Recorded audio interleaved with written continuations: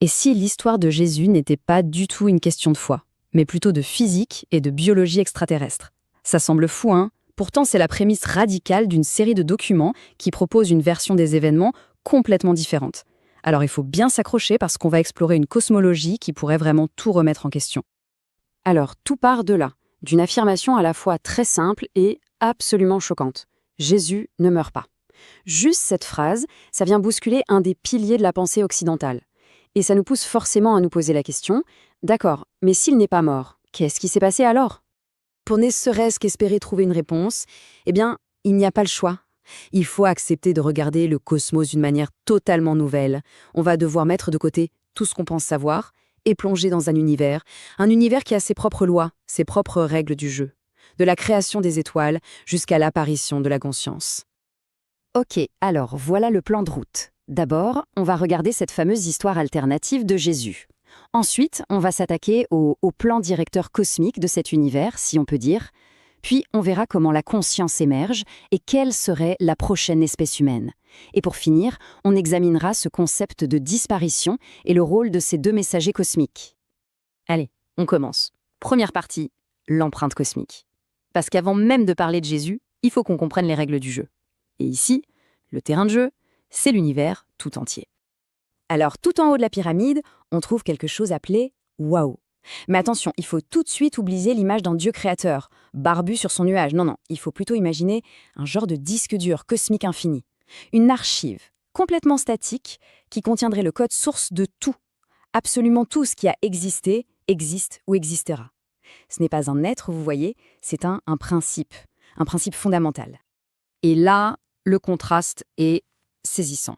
D'un côté, on a le dieu traditionnel, personnel, qui juge, qui récompense, et de l'autre, on a Waouh, un simple générateur de possibilités, complètement impersonnel. On ne le prie pas, on ne le craint pas. Le seul truc, c'est qu'on peut entrer en résonance avec lui. Un peu comme si on se connectait à un réseau Wi-Fi cosmique pour télécharger d'informations. Ok, mais une question se pose. Ce code source, où est-ce qu'il prend vie? Eh bien, la réponse, c'est dans le WAM-WAM, c'est-à-dire le multicosmos. C'est là que l'information pure se transforme en matière. La métaphore qu'ils utilisent dans les textes est assez parlante. Si Wa est le livre qui contient tous les plans, alors le WAM-WAM, c'est l'atelier cosmique où un potier utilise ses plans pour modeler les univers. Bon, on passe à la deuxième partie, la conscience comme émergence. Maintenant qu'on a planté le décor cosmique, la grande question c'est comment est-ce que la vie consciente arrive là-dedans? Eh bien, selon ces textes, ce n'est pas du tout un miracle ni un don divin. C'est simplement une conséquence inévitable de la complexité. Le concept vraiment central ici, c'est l'idoïeux, ou plus simplement l'émergence. L'idée, c'est quoi? C'est qu'un système, quand il devient assez complexe et bien organisé, il se met à avoir des propriétés, des fonctions que ces petites parties, toutes seules, n'ont pas du tout.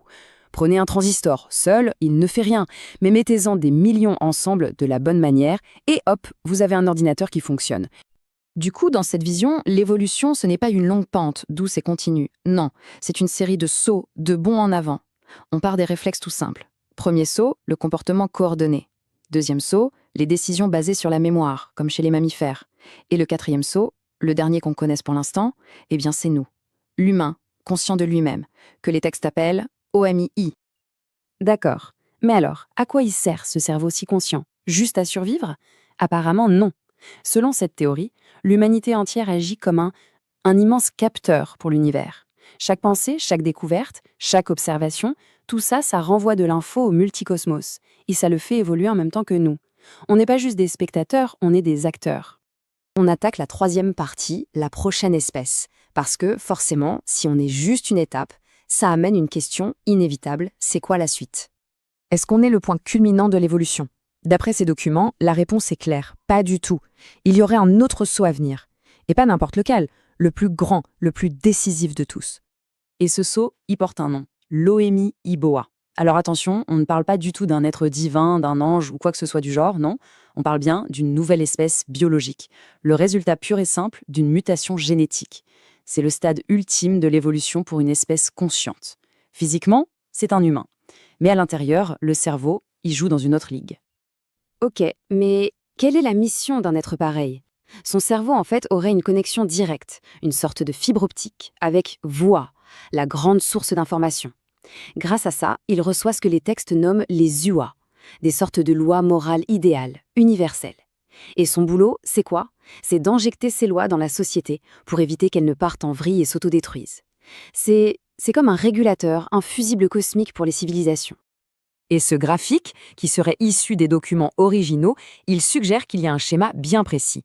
On voit qu'un premier messager arrive très tôt dans l'histoire d'une civilisation, ensuite un très long silence, un grand vide, et puis, juste avant que cette civilisation n'arrive à sa fin, une dernière vague de ces êtres apparaît, un peu comme un ultime avertissement, ou peut-être un dernier message avant la fin du jeu. On avance. 4e partie, disparaître dans un autre univers. Et là, on arrive vraiment au cœur du mystère. On va enfin avoir l'explication de cette fameuse phrase « Jésus ne meurt pas ». Les textes insistent vraiment là-dessus.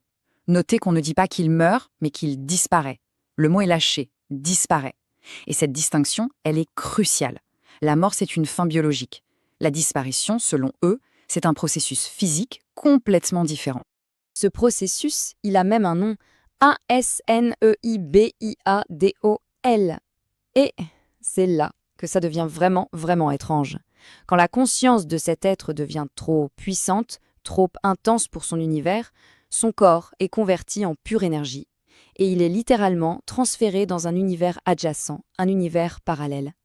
Ce n'est pas une mort, c'est une délocalisation cosmique. Mais pourquoi est-ce que ça arrive?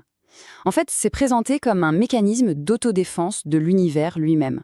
Un seul cerveau, devenu aussi complexe, aussi conscient, risquerait de tout déstabiliser, de créer des interférences dans la structure même du cosmos.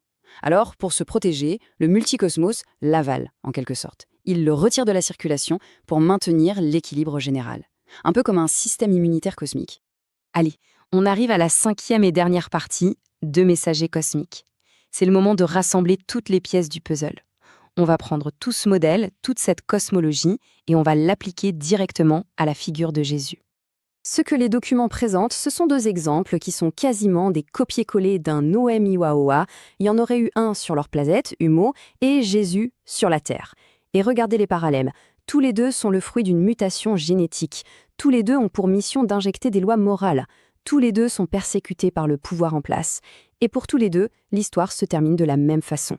Pas par la mort, mais par ce fameux processus, le Esnei Biaido, la disparition. Alors concrètement, ça donnerait quoi l'histoire de Jésus vue sous cet angle? Eh bien, il aurait en fait survécu à la crucifixion. Il aurait été soigné par ses partisans, il aurait même repris son enseignement pendant un temps, jusqu'à sa disparition finale, qui aurait eu lieu devant, tenez-vous bien, entre 1200 et 1500 personnes. Un événement purement physique que l'histoire aurait plus tard mal interprété et appelé l'ascension au ciel. Et dans cette version, il n'a jamais fondé d'église, ça ce serait une construction humaine bien plus tard. Même le suaire de Turin a son explication. Ce serait simplement la trace laissée par les plantes médicinales utilisées pour le guérir. Et tout ça, ça nous laisse avec une dernière question, une question absolument vertigineuse. Si le stade ultime de l'évolution biologique d'une civilisation, c'est de produire un être dont l'unique but est de livrer un message final avant de s'évaporer, qu'est-ce que ça nous dit sur la nature même de l'information dans le cosmos? Quel est son véritable rôle dans l'univers? La question, bien sûr, reste entièrement ouverte.